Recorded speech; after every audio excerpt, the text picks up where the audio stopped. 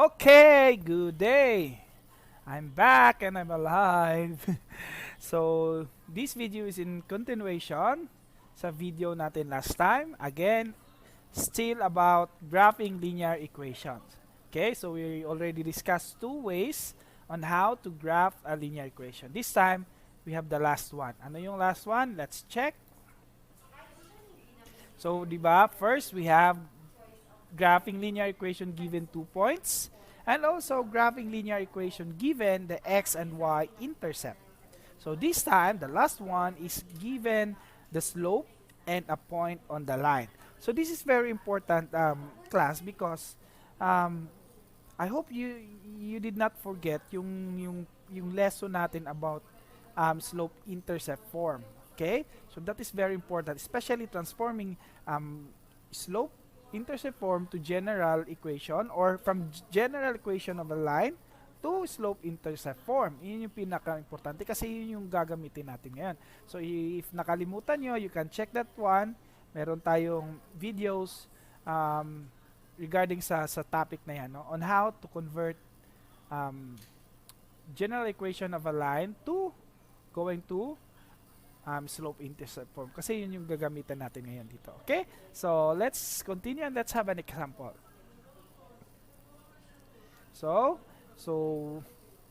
given the slope and point of a line. So, we need a slope. We all know, okay, that the equation of a line, the slope intercept form is equal to y is equal to mx plus b.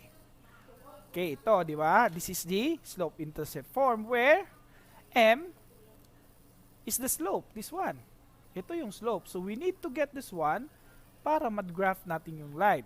Okay, which is the slope is equal to the rise over run. Again, sa previous video natin, in-explain natin doon kung paano i-graph using slope intercept form. Or I mean, paano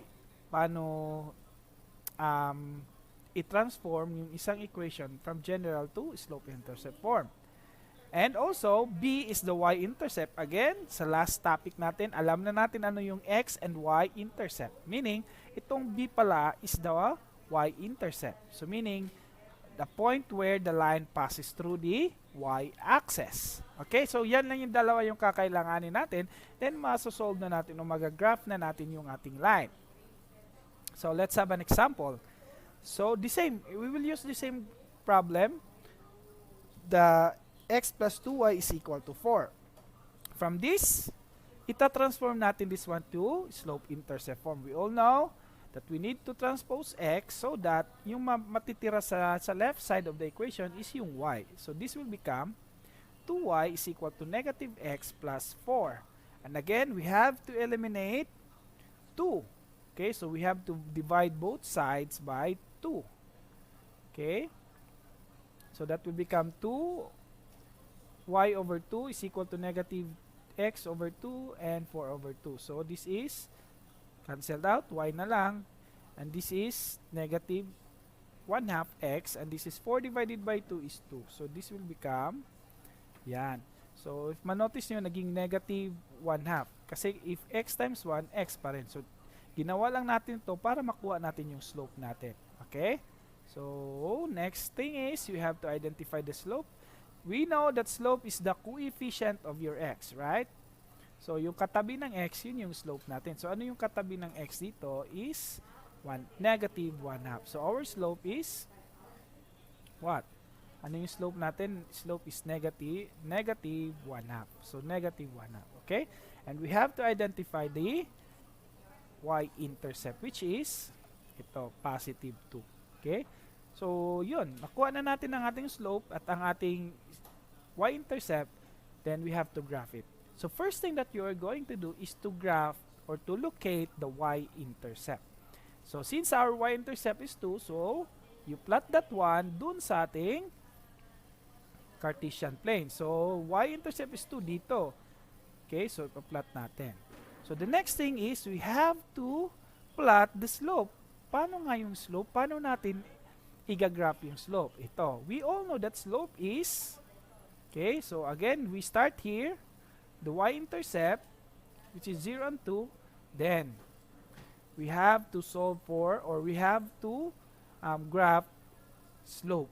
We know that slope is rise over run. So since our rise over run is equal to negative 1/2, first thing is we have to, okay, count the rise. Okay, so going up, since rise going up. But take note, since this is negative, instead of counting up from this point, so you have to count going down. Pag negative, going down. Okay, so from here, you will count 1 unit, right? Kasi 1 lang yung ano natin, ang rise natin. So you count 1 unit.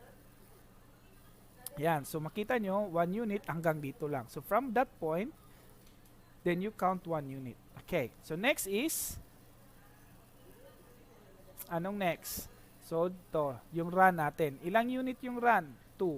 So you will count, going to the right, 2 units. So that is 1, 2 hanggang dito. So, kung saan mang end yung pag-count natin ng run, maglalagay tayo ng point. So, this time, ito yung slope natin, rise over run. So, rise going down because this is negative. Pero kung positive siya, dun tayo paakyat. Okay? So, next is, the same thing, you connect this one with a line. Yan. So, if ma-notice nyo, the same pa rin yung graph natin, di ba? Di ba yung if you notice sa previous video natin, meron pa rin ditong intercept sa x. Okay? So, this time, alam na natin yung 3 ways on how to graph a linear equation. So, nasa sa inyo na this time kung anong mas convenient kayo, saan yung mas madali para sa inyo. So, you choose which way, okay, or what method you're going to use in graphing a linear equation. So this is x plus 2y is equal to 4. So this time we'll have another example.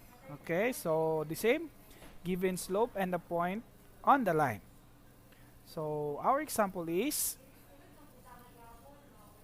so we have y is equal to 4 over 3x minus 1. So in this case, if you notice, our equation is already in its slope-intercept form. So there's no need for us to convert this one. Okay, so mas easier na. So the only thing that we're going to do now is to identify the slope and the y-intercept. Okay, so identify the slope.